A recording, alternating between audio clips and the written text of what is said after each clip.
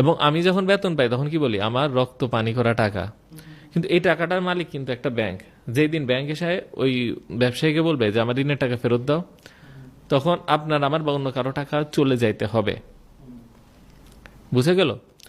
এবং আপনি আমি যখন এই টাকাটা খরচ করি কি করি, আমরা মোবাইল ইন্টারনেট কিনি, হ্যাঁ, তারপর হচ্ছে কি যে আমরা লাক্স সাবান কিনি, লাইফ বয় সাবান কিনি, দাঁত মাজার ব্রাশ কিনি। তো এতে কি হয়, গ্রামীণ ফোন, ইউনিলিভার ইত্যাদি কোম্পানির কাছে যায়, অথবা আপনি মিষ্টি কিনলেন, মিষ্টির দোকানের কাছে গেল, প্রাণের জুস কিনলেন।